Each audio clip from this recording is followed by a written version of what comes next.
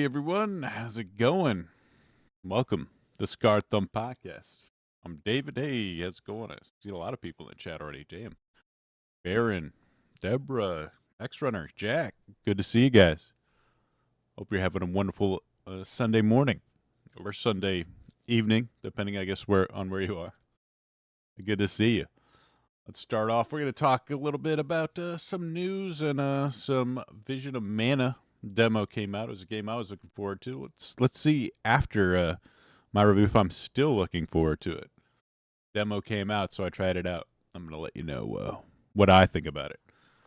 So let's start off. I love like the PR speak, like this two-faced PR speak. Like Bungie. So this Bungie here, the new path for Bungie. It's a new path, guys. It's a new path. It sounds pretty nice. This morning, I'm sharing with all you some difficult changes. The most difficult changes we've ever had to make at a studio due to rising cost of development and industry shifts, as well as economic conditions. It's become clear that we need to make substantial changes to our cost structure and focus development efforts entirely on Destiny and Marathon. That means beginning today, 220 of our roles will be eliminated, representing roughly 17% of the studio's workforce. These actions will affect every level of the company, including most of our executive and senior leader roles. So it's like, these leader roles, we're getting rid of them. They're actually probably the ones that we're paying too much.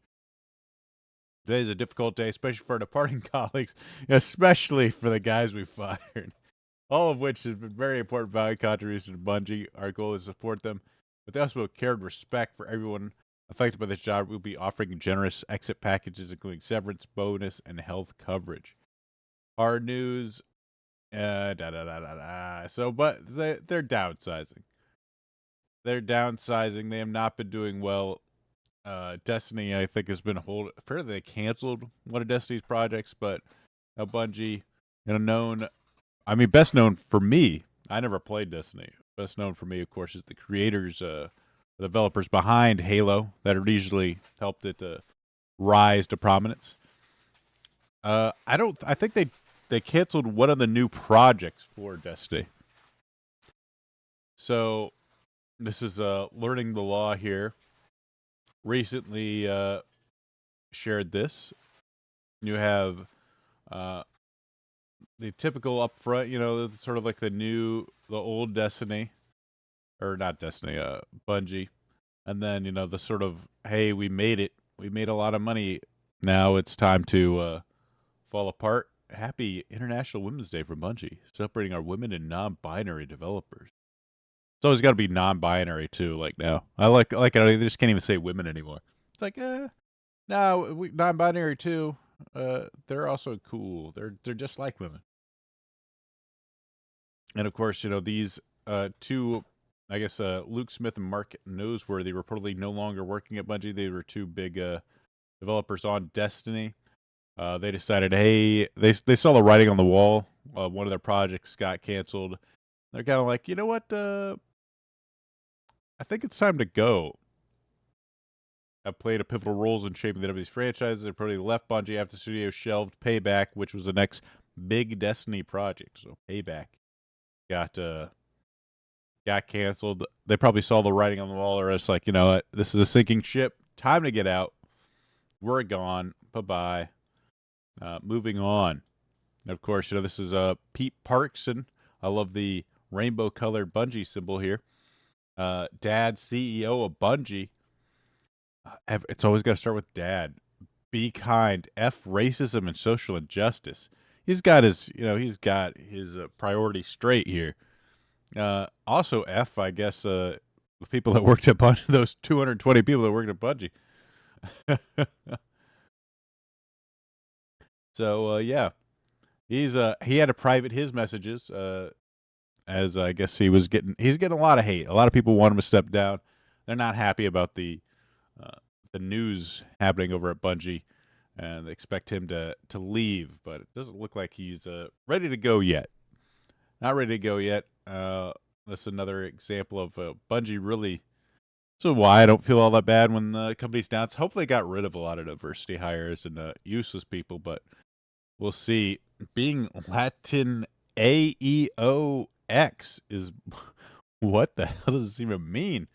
Is more than just a location on map. Just being Hispanic is more than the language we might speak. I mean, I wonder did the staffer that wrote this get fired? One could hope. Our newest idea, Latin at Bungie. Wow. This is Grums trying to make a case that it was killed by Destiny was killed by First Descendant, which I don't know if that's really the case. But I mean, you can see the numbers. First Descendant doing really well. You know, they peaked at 300 and they're just slowly going down. This is 3 months. This is max, which I don't think it's been out that long. But you know, I've clearly not. It's doing all right numbers. I mean, honestly, 50,000, 24-hour peak is still above 60. That's not bad. I don't understand why you would need. It really feels like this is just another saying these beautiful things about Destiny. Oh, are you not a big Destiny fan? I've never played the game, so I just don't know. If it's like a looter shooter like First Ascendant, I played that a little bit, but I mean, this is honestly not that bad numbers. So I feel like it's just being mismanaged. That team's just being mismanaged, or they did a lot of expansion during COVID times, when the stuff was boosting and there was a lot of stimmy money floating around, and now the stimmy money's dried up. So like, oh crap, we gotta rein it in. So they're cutting back. I always love it. Celebrate Pride with again. There has to be somebody making these things. Like somebody on payroll has to be making shit like this. I assume. These don't show up out of nowhere. And hopefully that person got fired as they realized, well, we really don't need somebody making gay pins for us, gay pride pins for Bungie. Oh, we could stick them on. Oh man, I'm part of the gay army here at Bungie. And then of course, that show off. This is First Descendants. I like somebody used the term Thirst Descendant as a nickname for it, and I think that really fits First Descendant. I mean, this is clearly a game that has, holy shit, that's loud. That really has its core audience in mind. I was seeing a lot of discourse lately, or just recent discourse on Twitter that I'm coming across where they're talking about like, oh, D&D is made for men, like, and they're probably, oh no, it's not made for men. It's made for everybody. Like, no, it's specifically made for men. Like these type of things are made for men. These video games, they're made for men. And this is clearly a studio that right now that knows it's made for men. Maybe they almost go a little too hard on the fan service, but I mean, look at this. Damn. They know it's made for men. They're making no bones about the fact that it's made for men. And it's nice to see at least a company that knows, rather than, gay pin here. Well, rather than this, hey, here's what the West is doing, and here's what the East is doing. Like, oh yeah, giant shiny asses, and exposed cleavage. I think guys like that. Yeah, I think they do too. So it's maybe there's a lesson we learned in there. I don't know. We'll see. But I got some sad news. Did anyone remember Game Informer? My brother used to play. They used to play or read Game Informer. My brother had a subscription for it for a long time. But it looks like the final level. Farewell from Game Informer. After 33 years of bringing the latest news and reviews and insights from the ever-evolving world of gaming, it is with a heavy heart that we announce the closure of Game Informer. From the early days of pixelated adventures to today's immersive virtual reality realms, we've been honored to share the incredible journey with you with our loyal readers. While our presses may stop, the passion for gaming we've cultivated together will live on. Thank you for being part of our epic quest, and may your own gaming adventure never end.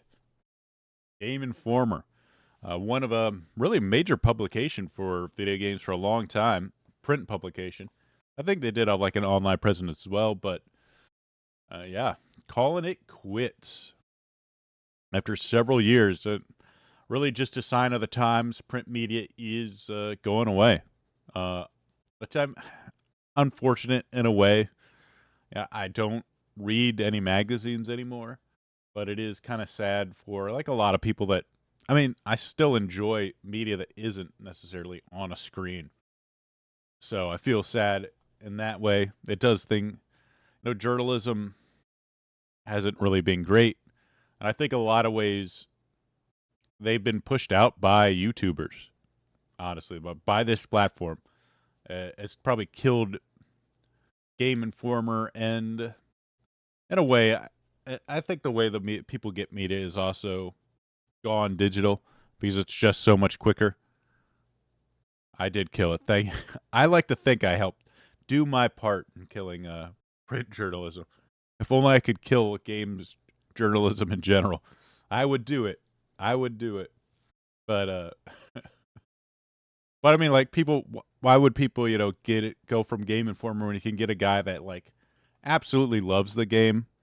Now, like from different games that I'm playing, I'll just like find a guy that I like, that like knows the game, was able to present the information in a fairly entertaining way, and then I don't need Game Informer. The only thing is like they aggregate in one place. Maybe you'll find something that you wouldn't normally find, but between this Twitter, everything, all these sites are so much slower than social media now.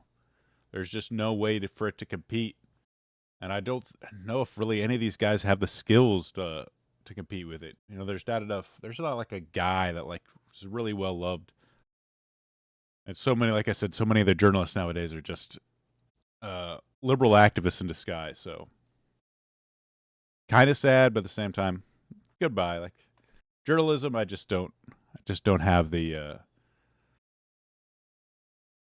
patience for it anymore. I guess that's the best way to put it.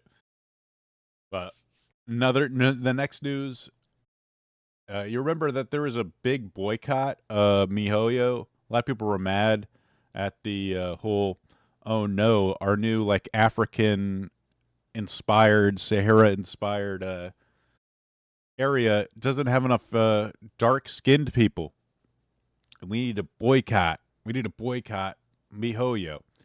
Well, the numbers are in from the release of Zenless Zone Zero, almost hitting 100 million. So right now it was sitting at $96 million for its for July. Its sort of premiere or the release month. Meanwhile, Genshin Impact down a bit at 67.5 million. It's down, guys. It's down at $67.5 million. Honkai Star Rail. No, wait, no. This is that's for June. Let's see. I'm looking at the wrong number. Sorry. Wrong column. So it's only doing 36.3 million. Honkai Star Rail only doing $35.5 million. So, kind of down, but you kind of expect Zenless Zone Zero. It's got the same fan base. So it's not unexpected that some people that might enjoy those games would move over to Zenless Zone Zero, at least for the initial release, and spend some money. You can only stretch your audience so far. Wuthering Waves down. That's not a MiHoYo game. I don't know what Love and Deep Space is, but that seems to be getting 42.2 million. So yeah, that this boycott, MiHoYo verse, like every other boycott on Earth, hasn't worked at all. As Zenless Zone Zero does almost $100 million. That's insane. So like they had like 50 million downloads, almost everybody, they average about $2 a person per download, which is kind of crazy. And obviously, it doesn't work like that. It's mm, just a small minority of people actually spending money on the game. But that free to play, man, and Hoyoverse just makes a staggering amount of cash. It's amazing. And they're really just designed to extract money from you too. They continue to be just the amount of revenue they make is crazy. And I don't know if it's necessarily a good thing because while I do enjoy some of these games, the way they're designed isn't the greatest. And if I hate to see a future where this is the primary type of game. Gotcha. Like I said, I like it. It's good in a way, in its own way, but man, it's the game design choices are a little bit iffy in a lot of ways. This was actually interesting. This was interesting. I I'm not a big fan of. Well, I haven't really took a notice of CTR monitors. It's always been a thing in the community, especially on Smash players. But I never really like looked into why. So when this came across, and this is nothing new or crazy, but I thought this was really interesting. Here we go, pixel art. Just Let's like see. we remember, Hold right? on. Let me turn this up. This is from Battle Athlete. I guess this guy's My Life is an RPG TikTok. Big, blocky, high contrast colors. But Yeah. wait, what's this? This is the same sprite. This is really cool. Like to see the way the pixel art changes. Because I mean, if you look at the LCD, that's like kind of like what you normally get from an emulator, and then seeing on a CT how much it changes on the CTR is amazing. Shown through a CRT monitor. Or CRT. And you'll notice that everything is lower contrast and everything looks rounded. This is the actual visual data, but this is what it was supposed to look like. This Peach sprite from Super Mario RPG was supposed to look. That's actually pretty amazing to think that they were making it. I don't think they were making it on CRTs. The art itself, but like knowing how it would look This is in a CRT, it's pretty amazing. And like when you look at the example he uses here from Chrono Trigger, big, blocky. Seen through a CRT, his eyes look round, his mouth looks round, his face looks round. It looks like a drawn anime picture. Yeah, it's really Belmont, amazing same deal. the way it changes.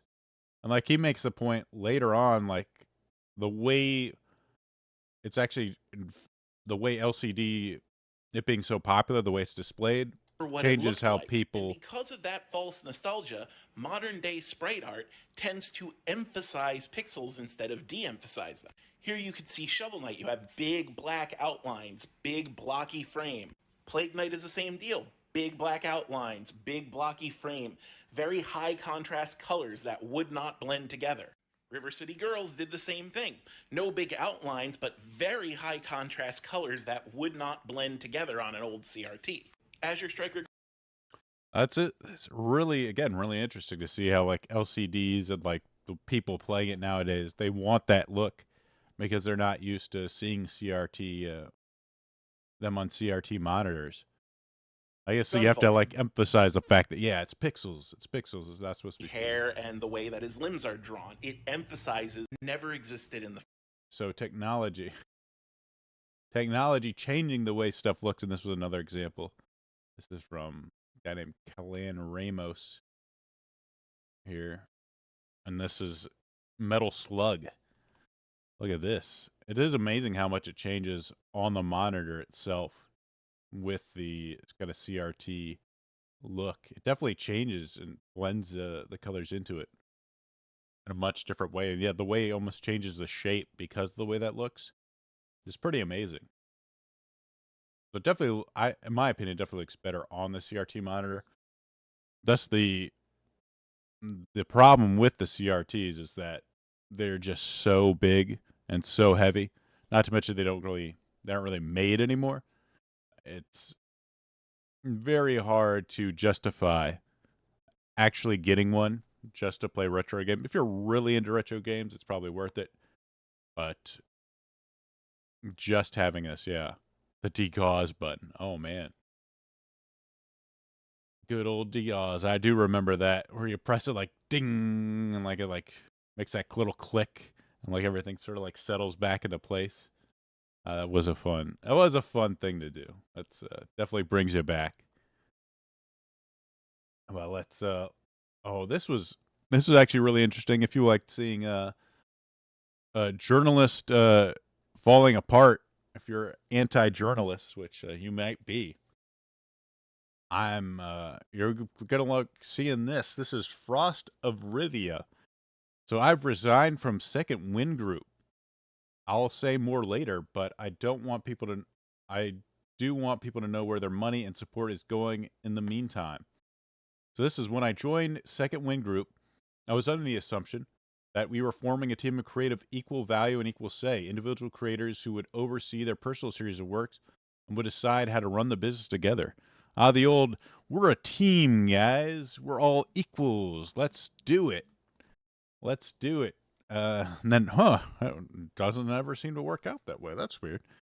It's plain as day that we have recreated the toxic corporate environment we abandoned, led by a petulant wannabe CEO who overspends, overpromises, underdelivers, sows division, tarnishes our image, and asserts his creative vision, or rather creative blindness, and sabotages everyone's attempt to correct him, all while he fails his most basic duties, joyrides around the world, clout farms, and expect the community and Yahtzee to foot the bill because Nick Calendra tanks our YouTube revenue and makes us undesirable for sponsors. It is beyond incompetence. Damn. He really doesn't like Nick. Nick Calendra operates in bad faith to serve his ego, and this group lacks the attitude and process to appropriately deal with inaction and inability to deliver the core capabilities of our roles. The board of directors lacks a knowledgeable enough majority to see through even the most basic Google searchable errors in Nick's farcical directions and use their personal feelings as substitute for information, even when presented with dumbed down versions at their repeated requests. The rest of the owners have little knowledge of what's going on, and I don't fault them because that's the whole point of culture of isolation. There aren't enough leads at once thinking there's a problem, and the rest of us don't know of the problems. Therefore, there are no problems. All of this personal attempt to make Nick see reason are ignored. All my attempts to make the leads aware of Nick's behavior are brushed off of mental action. After all my attempts to raise concern for our systematic issues with the leads are put off after problems occur, I refuse to be accepted in this paper any longer. I believe I've done everything in my power to address the issues for the over 6 months. I have no part in preying on the community's goodwill and Yahtzee's hard work simply because we can't run a business. At this rate, we don't deserve to run a business. Consider this my formal resignation effective immediately. So damn, going on Twitter to blast one of the people that's kind of like at the head of this Second Wind group. It's Yahtzee, and I guess Nick is the sort of second in command. If you're not familiar with Nick Calendera, he seems to me like a piece of crap. Huge lefty. Really, when I saw him, he was like attacking Grums over like his video game, which was fair enough criticism. But this was, I really didn't like when he did this, as it was basically he tried to get this guy's site. Guy made a list of like journalists. Back, when the Sweet Baby Ink Detected was a big thing, Gamergate, super popular to have like that kind of thing. He decided to do this Kotaku Detected to sort of show off journalists and the stupid stuff they say. Like, hey, here's a list of all these journalists that are huge leftist activists, which seem to be like equivalent to violence. If you make a list and sort of give examples of what they've done before, that's trying to get people to hurt them, apparently.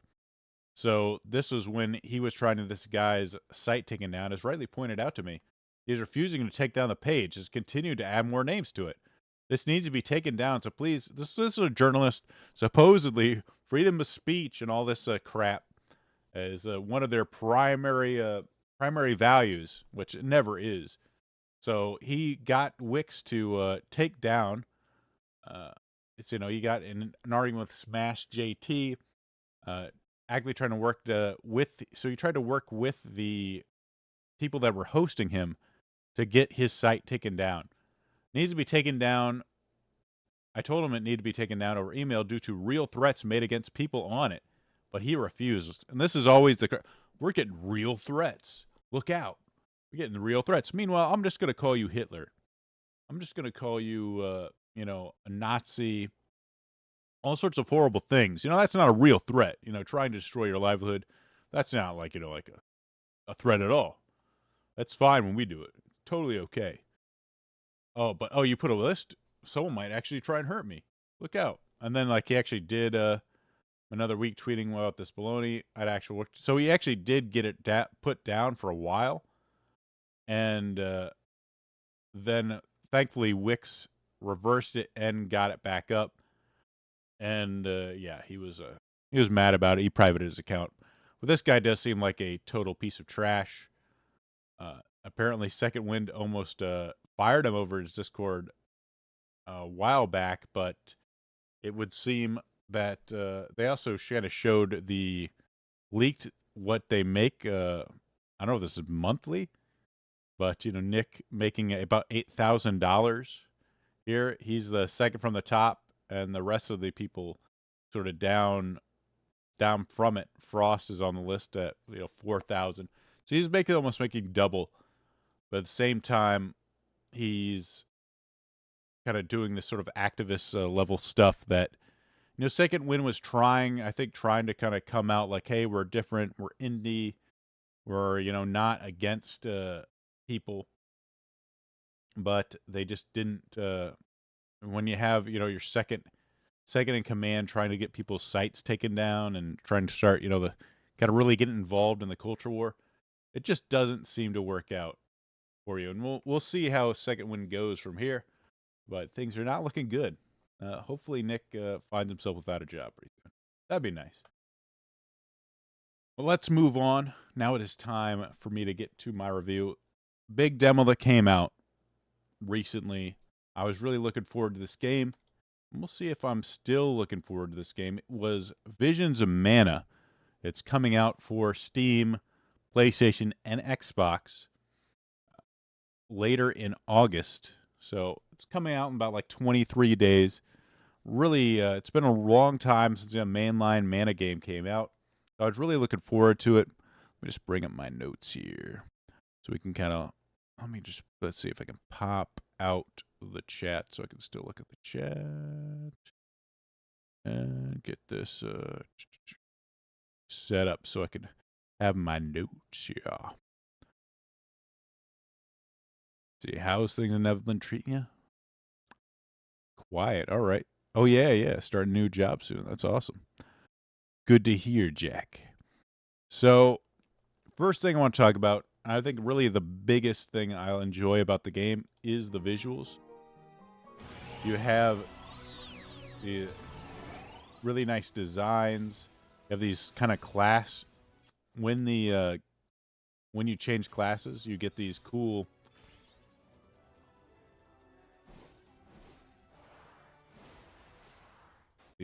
videos, like they change their whole outfits changes, their moveset changes. Like a really pretty character design here. We have the outfit, the fans moving around. Looks really nice. You got some different, as I put on this cutscene here, the game visually looks very pretty. I love the kind of vibe it has. A very chill vibe, relaxed. You have these different sort of character designs. It's all the scenes are voice acted, which I don't necessarily need that they need to be, but it does add a certain level of personality to each person. I love the character design. I got a lot of like crazy accessories, but they're very nice. The colors, like the pinks and the reds on I think her name's Coletta. Nice blues and silvers, along with like sort of hot and cold colors. The way that has like little like cherry, or I don't know if they're cherries, but the sort of like berries. red berries on the sort of mostly snowy area. It looks really pretty. The environments, just overall it has a really nice vibe to it. There, it's 3D, but there's almost like a drawn look to it. So they do a really good job of that. Like as you look. I will say that when you look at some of the, well, I'll talk about the cutscenes later, but let's move on to, if we look at sort of the exploration of this. The UI is something that I really don't like in this game. If you can see, unfortunately, I needed to have if you look at the right side or left side, there is a sort of menu here that shows you what buttons to press, which I actually needed because I was playing it on a keyboard. If it was a controller, I probably wouldn't, but it's nice to have it to actually know. I can figure out how to dismount this sort of wolf you're riding around on without these buttons, because K is totally in a different place. I have no idea why they decided to make that K, but you can see you have a mini map with points of interest on it, so you don't necessarily need to explore. You just head to each point of interest. And the one thing that annoyed me the most about the UI is that you have this giant gold star on your screen at all times, telling you, hey, here's where your next objective is. And then underneath the minimap, you have your current objective. Head to Rata Harbor, or however you pronounce it. So to me, it almost seems kind of antithetical, or is that the right word? To like what an RPG kind of is, where it's like, hey, just go to. It's almost become like an MMO, like go to next point, go to next point, go to next point, go to next point. Here's the next objective. Go there, go there. Hey, just follow this little path we just set out for you. You don't need to explore. You don't need to sort of wander around and learn about the world itself, become a part of it. Just boom, boom, boom. Here's the point. Here's the point. Here's the point. Track this objective. That kind of thing really kind of annoys me when you compare it to the older games in the Mana series, like sort of Secret of Mana, my personal favorite, where you didn't have that. You just had to kind of like figure out. And sometimes you did get lost, but it seems nowadays everyone's so afraid of anyone ever getting lost at any point. There's literally, if you hit the Alt button, I'm not in the game, so I can't do it. You could select as an option the star, and then it would like give you like this like shining trail that you could kind of like lead you back onto the path that you need to go in case you got lost, because you cannot get lost for like 5 seconds in the game apparently, or it's the end of the world. They seem so afraid of anyone actually trying to. I should actually probably play this video, but actually exploring the world itself and trying to find out where to go next. Discovering stuff. That would be awful if we let players do that, apparently. So we need to have a giant star to lead you at every single point. It's amazing. And it does kind of highlight, I think, one of the issues with 3D games. Because you have to have these big kind of like open worlds. You get this space in 3D style games, rather than if you have like a 2D, like a Secret of Mana, where you actually know exactly what people are going to see and what angle they're going to see. I think it's a lot easier to have sort of visual cues to guide people rather than really obtrusive UI menus or like UI elements to kind of guide the player instead. But in a way, like maybe that's just laziness, or they're just like kind of like trying to save. Let me put on a different video. They're trying to just to save time and make it easier. Because I just don't see I think there is ways to do it that's less intrusive, but I don't know exactly how you would do it. Or like it'd be a lot of work. Like if you had created specifically a path that they could follow, they'd have to find that path back again. And maybe they really are just super afraid of somebody losing their way, and then, that would be the end of it. Like, oh no, they'll drop the game if they have to like explore for like half an hour to get to find the right path again. They also have like fast travel at certain points. Anyway, it's just that part of it kind of annoyed me. The UI menus, and I don't think you can remove the star. Maybe there is if I'd have to look and see, maybe I can like remove the tracking from the next objective, but I didn't notice it. You can remove the mini map and the button press, display, telling you which button you need to press for which action. But I was not able to figure that out. And this, let me move on. Let me show you. This is just so. This was so awful. So let me set the stage. This girl, Karina, she bumped into a noble, and the noble noticed his key was gone, so he's falsely accusing her of stealing the key, and he wants to imprison her. Wants to imprison her and throw her overboard or execute her. What are we gonna do? So you need to save her. You need to save this poor girl.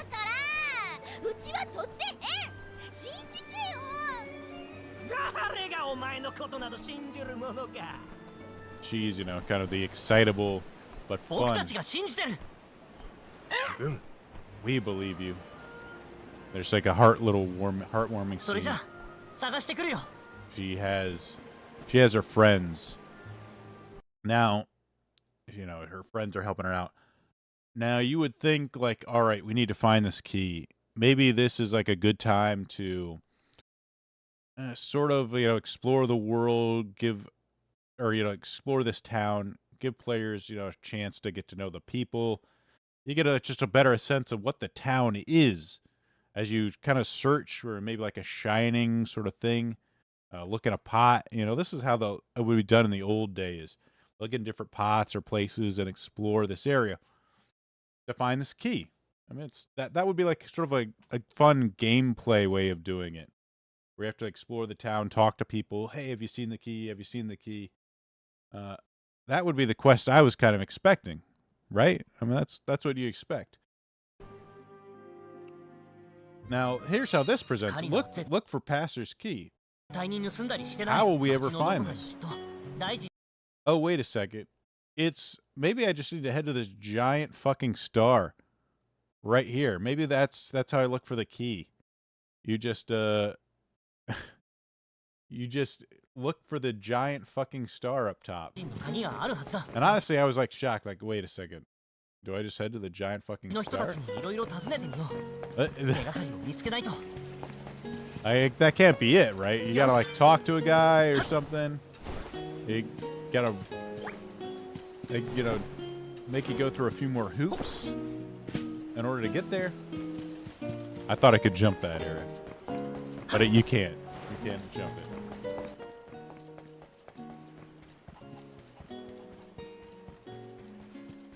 But yeah, it literally is legit. As I explore this, you literally just walk up this trail here. Oh, hey, giant star. Oh, have you seen a key? Oh yeah, here it is. Right here. Look at this box. There you go. Oh, you guys will never believe what's inside. It's a fucking key. The key is literally right there. There it is. Boom. I have no idea, like, why the hell you would make this a quest. It is literally like, oh, no, we got to go find this key. There's some sort of, like, pressure built up for it. Like, oh, no, how can we find this key in time to help save our friend? Oh, no, never. Just, I guess, heartwarming moment. Like, we believe you. We know you didn't steal it. She finally has people that trust her. Oh, yeah, go over here, right here. There's this giant indicator telling you exactly where it is. Like, why even have this quest? It's literally just making... This is why I hate about a lot of this UI bullshit, is because it totally negates anything like this. Like, finding the key was supposed to be some sort of gameplay element at some point. Like you had to like look around, explore the map. You're literally just, it's so trivial. Why even make you do it? Giant star right there. There it is. Like they don't even give you like, sometimes they'll even give you like 3 people you need to talk to and sort of like work out. Oh, this is what's going on here. That's interesting. No, giant key. Like you're clearly on a roller coaster here. It's an amusement park ride. You just head to each little objective. Boom, boom, boom, boom. Hey, there's your experience. There's your RPG story experience right here. Just go to one point to the other, connect the dots, paint by numbers bullshit. It really pissed me off. If you can't tell, I hate crap like this in the game. It's not like a complete deal breaker, but it just always pisses me off because I'm not necessarily playing the game for an amazing story or, you know, these amazing, you know, sort of fun quests. They've never really been RPG's strong suit, in my opinion. But the whole idea of like, look for Passer's Key and just look for the giant star up here. Like, why? Why make that a thing? It's so, why even make this a quest? It's so dumb. Or why do they say, hey, why? They could have just had like, hey, why don't you talk to this old man? He might know where it is. And then have the old man as a point. He's up at the top. But no, it's like, just look for it. And then apparently you just magically have a radar that can locate every object in an 80-mile radius and put a giant star on top of it. It makes no sense at all. And maybe translation error, I don't know. But this was so stupid. It really annoyed the shit out of me. I just can't stand this sort of thing in RPGs nowadays. I don't. Did MMOs just ruin people? Is that what's happened today? Or like maybe, like I said, maybe it's 3D, the sort of 3D elements of the game that just make it really hard to direct players or like give players this idea of like, I've explored everything. Like something that, you know, could be placed like in a 2D space in a really obvious area. You might, you know, come at it at a different angle and not be able to notice it.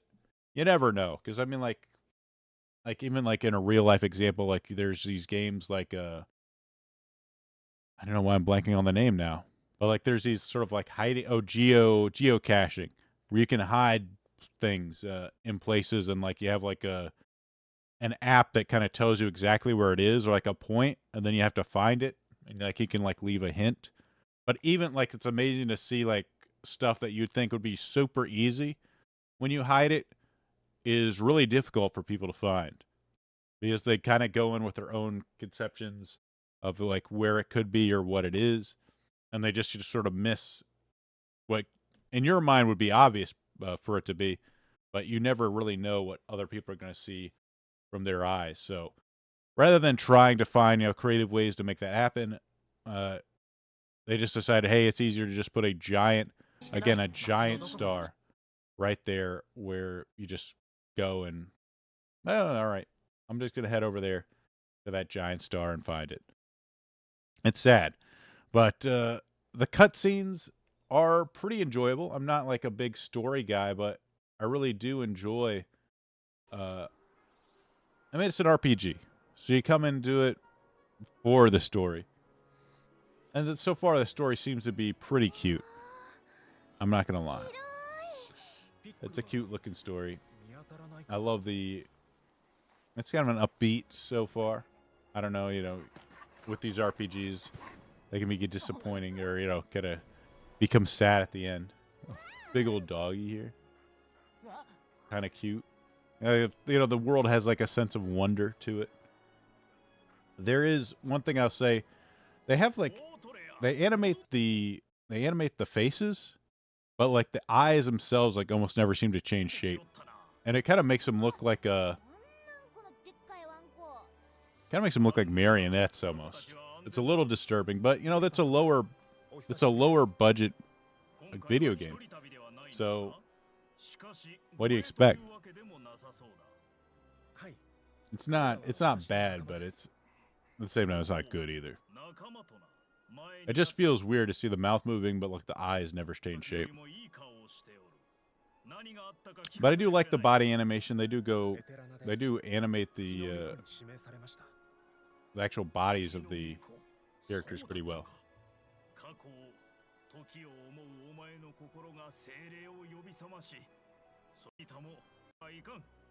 They're sort of talk.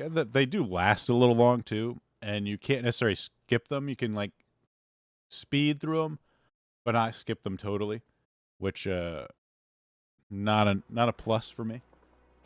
Oh, look at the cute little dogs. Big old giant dog. You get to ride them. They're friendly. I love this. I really like this part here because there's kind of like a romance going on between the main character and this sort of main girl. It's nice to see. I like a cute little romance story in these games, though I do have to wonder if I'm being set up. You know, like they'll have this right now. It's pretty. Their romance is pretty well developed. They clearly trust each other, and it almost always seems like that's used as an element to, you know, like as a character motivation device. I like this trope. This is like sort of lost in a classic fantasy trope with a girl kind of riding behind the guy and kind of closing her eyes and why she holds on to him. It's really, really nice. But, you know, it's lost in today's Western media. But again, I can't feel like I'm being set up. Like, oh, they established, oh yeah, they really love each other, and they're really in love, and oh, it's beautiful. And then all of a sudden, like, oh, one of you must sacrifice yourself to like the mana tree or some shit at the end, and will you do this for love or some sort of crap? And like in the end, one of them disappears and they're heartbroken. Is that kind of shit gonna happen? I don't know, but I'm almost getting those vibes. I'm being set up for this shit, as I clearly like have it going. Seems like it's early in the game. I wish they could continue our exhilarating adventure forever and ever. For now and for always. If only it could be for now and always. Like, yeah. I'm gonna be disappointed in the end, aren't I? I'm gonna be heartbroken. That's what you're trying to do to me, isn't it, Mana? Secret of Mana game. I could tell. I could tell what they're trying to do. Hopefully it's not the case. Maybe we'll get our happy ending at the end. I know people were really like people were really upset about the My Hero Academia. I don't know if there's a spoiler alert where they don't. If you haven't watched the ending of My Hero Academia yet, I'm about to spoil it. But apparently Deku, they don't really specifically indicate whether Deku got with Uraka or like any of the ships actually occurred. They kind of just leave that open for people's interpretation. A lot of people weren't very happy. Weren't really happy. Doesn't every game have to have some sort of convoluted protagonist near-death experience? Maybe. It is a common trope. But we'll see. We'll see if that happens. Hopefully you get a happy ending at the end, where they get together and they're in love and they make babies like Shinjo Abe would have wanted. Let's get to the combat is actually pretty jarring at first, because if you're used to other character action games, then to me it seems really slow. Like we look here, let's start the combat. Win the battle. Wow. When you look at it, it just seems very slow, like you don't do a ton of damage here. There's a lot of delay in between attacks, in my opinion. You can kind of combo stuff. So, like, if you're playing the game for the first time, it is shocking if you expect something else. But it is a mana game. I had to remind myself that. It's a mana game. They've never been they're not Devil May Cry with these super crazy combos. But there is something interesting to it. Like if you do different attacks, like if I delay my hit, I'll do like an air combo with, especially this is with the Moon fan class on this character. If I hold down the attack button, she does a different type of combo. If I tap it, she does another combo like that. And then you can also use heavy attacks to attack with your dragon, which is pretty cool. And I'm doing a pretty little damage because it's a different element. They have the elemental weaknesses like they've had in every mana game. This fight does last, in my opinion, a little too long. I'm not crazy that the fact that they have these sort of instances where it's like, rather than fighting in the overworld, once you start a combat, there are a little circle forms around it, and you have to fight in that circle. And then it has a clear beginning and ending. I kind of like it when it's kind of seamless. You just fight in the world. You don't have to go through combat start, combat over. They have these cool special attacks, which is pretty neat. But honestly, after I've seen this like 5 times, I'm sure I'm gonna get sick of it. There's always like a double-edged sword with these sort of things. Hopefully, they give you an option to skip that. I didn't look. But I won it! Yay! Kind of move on. The combat was a mixed bag for me. I think there's something there, and it can be fun, especially if there's a class with attacks that you like. But at the same time, I wasn't blown away by it. This is definitely more of a chill style for Nemesis battles. And these like Nemesis battles again last a little too long. I love the soundtrack to them though.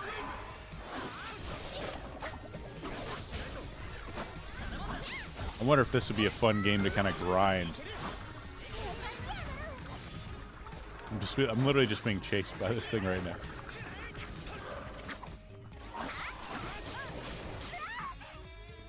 So when you get knocked down, you stay down for a long time. I want to kind of jump out of it and like do some sort of quick recovery. They don't have that option in this game. The other thing is the boss battles. Boss battle, in my opinion, was pretty fun. They do a good setup for this. This is the demo, so they do. They want to like show it off, show the game off. So this was also the boss battle they were showing off at the showcase events. So this might be one of their better ones as far as like the look and the set goes.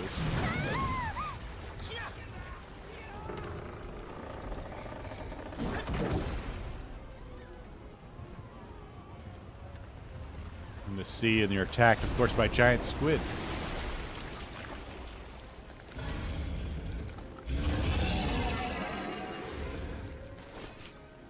So you have this really nice setup to the fight. This is kind of meant to be the boss battle, at least in this case, was meant to be a more cinematic style boss battle. Its attacks are fairly slow, kind of easy to dodge. It has a ton of life, in my opinion. Maybe I just wasn't, grinded enough. But it does take a little bit too long, in my opinion. I'm doing my super special attack. Just like a nice little pose here. Makes a tornado. But as you can see, the damage it does isn't super high. Ooh. And they get knocked down. They have big attacks. You can dodge if you play it safe enough. They're not that hard to dodge. It's just if you want to actually attack the thing, it can be a little bit difficult.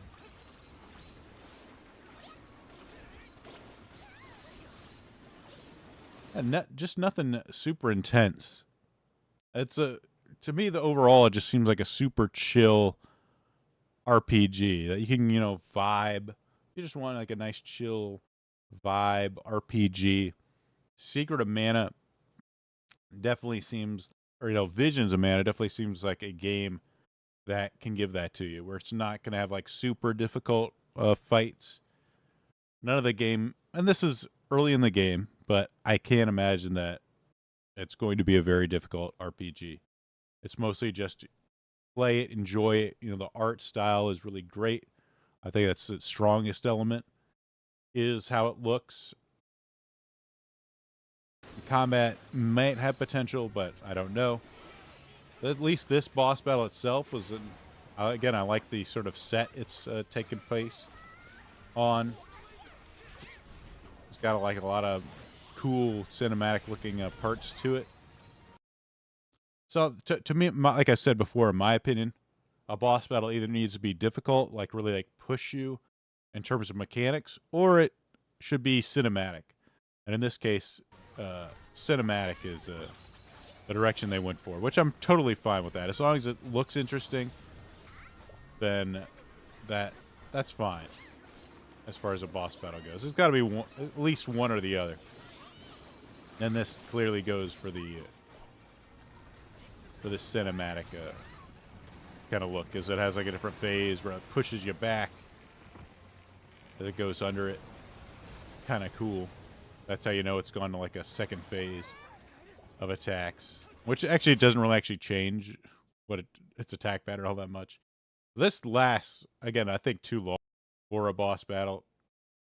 I don't like the battle of attrition style boss battles. I mostly prefer like, hey, this does a lot of damage, but I can kill it fairly fast. But anyway, again, like I said, fun game. Seems like a very good vibe RPG. The big problem with it, and this is my biggest problem with Visions of Mana, is unfortunately the price. So this was originally, like back in the day, PC Gamer, you lying sacks, Timothy Montbleu, I think that's how you pronounce this game, is exactly what it should be, a mid-budget RPG comfort food. This would be awesome if it was mid-budget RPG comfort food. But they're literally acting for $60. What the hell is mid-budget about a $60 game? In my opinion, nothing. And this really is. It's a double-A game. And it's asking for a triple-A price tag here. This is what I don't get. I think Square Enix is dropping the ball in a huge way by pricing it at $60. This is just the base game. And of course, hey, we've got the deluxe edition, which has, a bunch of like DLC. You can play it a day early, which is the laziest. It's an RPG. It's not like a multiplayer game where, like, oh, I'm gonna get an edge on my friends. Like, oh, I get to play it a whole day earlier. Wow. Of course, you get like a background music bundle, which is whatever. Again, you can get this shit off Spotify or YouTube for free. But they also have like costumes, like a little costume sets. Like, oh, you can get Rise's outfit for whatever her name is. Can't remember. Karina or whatever her name is. Oh, you got some cute outfits for $20, by the way. They're also, I forgot to prepare this. There's also here we go, a collector's edition, which has the art book, which I'd really like to get. Or you can get your own, either the Xbox or the PS5. Sorry, PC gamers. You got, CDs of the soundtrack, I believe. And a little, like, plush dragon figure. Pretty cool, but you're going to be billing. It's going to set you back $200 to get this collector's edition set, which is crazy. Absolutely crazy. Well, I mean, like the art book. I wish they'd sell the art book separately. But really, $60. To me, $40 would have been the perfect price to sell this game at. $40. You make the collector's edition $60, and it'd be a decent value. But there's zero doubt in my mind by the next time the summer Steam sale rolls around next year that this game is going to be $30. You're going to be able to pick this up for $30. It'll be a great value then. I'm sure it's going to be, a fun game.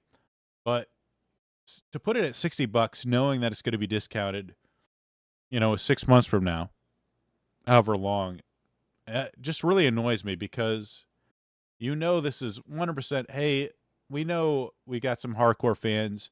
Let's milk the shit out of them with, you know, a $60 and $80, $200 price tags. And then for the people that are willing to wait, you know, a few months, we're going to mark it down to get our sales back up, and, you know, make some money on it later down the line. So it's really just the hardcore, dedicated Mana fans that are going to get ripped off. It's hard to say if it's a rip-off, but it might be too strong a language. If you really enjoy it, it's probably worth $60. For me, I'm really on the fence. It depends. I know you've got the new Zelda game coming out, I believe, in September or October. I think it's September sometime. Actually, it might be. What's Echoes of Wisdom? Echoes of Wisdom. When's that shit coming out? September 26th. So almost at the end of October. So if you really need a game to hold you off a month, Visions of Mana might be a fun time. But honestly, the price tag is the main thing that would scare me off from this game. $60 is a lot for a game that just, again, seems really nice. Really good looking game. Seems fun. A little bit, you know, if you want sort of a laid back RPG experience. But, you know, what you're getting for $60, I mean, compared to like another like $60 or $70 game, it just doesn't seem like it's quite there. It's not up to that sort of AAA level of graphics. And I like just the gameplay itself, like, oh, here's a giant star, go to the giant star. Everything, nothing about it seems like ultra polished, like what you'd expect like a really classic game to be. But guys, that's it for my review. Again, just to wrap it up, Vision of Mana seems pretty nice. A fun game. I enjoyed playing the demo. I'm just sort of like, this is the stats right now. Peaked at 1,200. So not doing crazy good on Steam, but I could definitely see this being more of a console game than a PC game. I don't think, you know, RPGs, you know, PC games are exactly, it's not like you sort of like a multiplayer shooter, like, you know, Concord or, you know, stuff like Helldivers, which are more multiplayer. This would definitely find more of a home on a console, in my opinion. So I'm not necessarily worried about this, some numbers, but maybe it won't do great. Maybe it won't do great. I think at $60, it's not like a, again, it's not like a steal. Like, oh man, I'm super pumped. So we'll see. To me, it's again mixed. The price scares me off, but it, like I said, if you can get it on sale, I would definitely pick it up. If it goes to 30, I'd say it's a pretty good value. Right now, just from what I played, $60 seems a little high. If you're like starving for an RPG, pick it up. If not, wait until it's on sale. That's it for the show, guys. I hope you enjoyed it. Be sure to like, subscribe, and we'll talk to you later. We'll be redirecting. There'll be a chill stream over on Post Zero in about an hour. So hit us up there. I'll be redirecting it once I end the stream, and I hope you enjoy the rest of your weekend, and hope you have a good week. All right, guys. I'll talk to you later.